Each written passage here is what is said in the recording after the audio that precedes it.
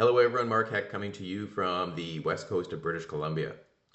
A debate between two prominent figures involved in the Alberta separation question happened last Thursday, July 9th. It was an important debate, and I thought I'd give my 2 cents worth, especially since I have a personal connection here. The two debaters were Derek Fildebrandt, the CEO of Western Standard News Media, who was pro-Alberta independence. And then there was the publicly known political science professor Dwayne Bratt from Calgary's Mount Royal University. I used to teach geography at Mount Royal University, and while I never knew Professor Bratt personally, I am well acquainted with the internal culture of that institution, which has some bearing on my thoughts. So my 2 cents worth, well, first of all, Fildebrandt and Bratt both came with strengths and weaknesses. And in fact, Bratt came into a room where the audience was generally not on his side. And for this, we should applaud the professor for his sense of courage, and we must give him credit for that. Derek Fildebrandt came into the room lean, tall, and dressed in a dark suit and matching cowboy hat resembling an American lawman from the 1890s. Not in a caricature kind of way, but a captivating way that would make people vote for the man regardless of what he had to say. Professor Bratt came across as a frumpy, overweight, balding professor who waddles aimlessly in an ivory tower of his own mind, but does have the ability to properly explain how constitutional law actually works.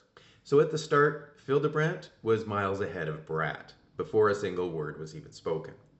However, once the debate began, Bratt was clearly the greater intellectual. He was able to point out how Fildebrandt's arguments on Senate reform were nothing more than petty grievances of no real value. It was a hard blow to the Alberta separatists, who for some reason often like to argue that the Senate is unfairly stacked against Alberta. Fildebrandt was therefore forced to find a different tangent, to argue that Alberta is supposedly treated unfairly in other ways, which is therefore justification enough for Alberta to leave. The usual arguments about pipelines were brought up, and Bratt again countered many of these with intellectual arguments.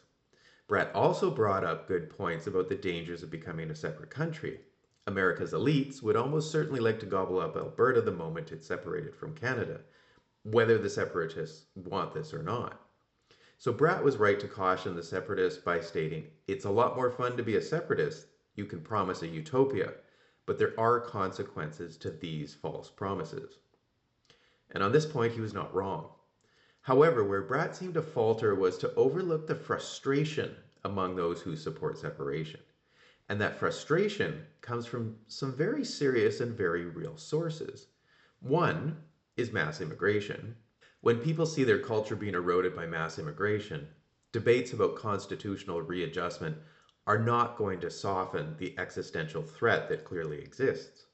The loss of one's culture will never be accepted by patriotic men, and Alberta has a lot of patriotic men and women. So Bratt stumbled quite badly on this subject when it came up. Instead of recognizing the legitimate grievance, he claimed the crowd was racist for being so white.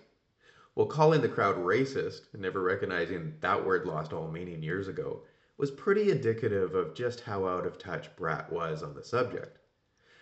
But he really seemed to miss out on a second very important underlying tension as well.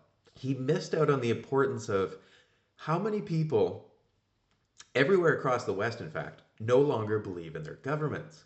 Government has come to be seen as captured and corrupted and no longer trustworthy.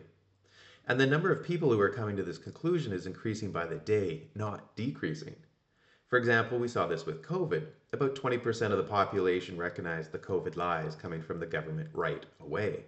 80% did not.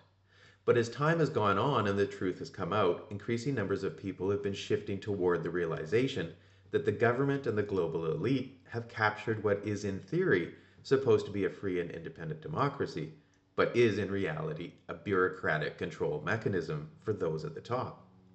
Now, the funky thing about this 80-20 split is that for whatever reason, there's a kind of evolutionary pattern to it. Truth tellers are typically limited to 20% of a population in the initial stages of a crisis. But over time, truth gains traction and the lies fade away. The majority come to see the heretics and the truth tellers as being right all along, which leads to fundamental change in society. The thing is, Alberta separatists, I've noticed, are often from that early stock of truth tellers. They're the early 20% that recognized mass immigration would destroy the wonderful society they used to have. They recognized that COVID was a giant scam, and they recognized that the federal government is irreparably corrupt. These are not people who will ever buckle or submit to a herd mentality. But for now, they're deeply frustrated.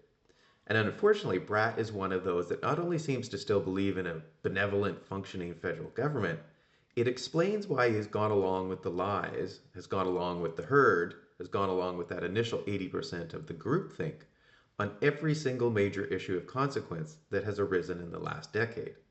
While Bratt is highly educated on things like constitutional law, he's proven to be quite daft to the larger forces at play.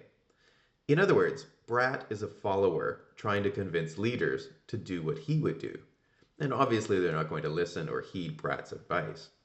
Leaders are visionaries. Whether that vision is flawed or not, it doesn't matter.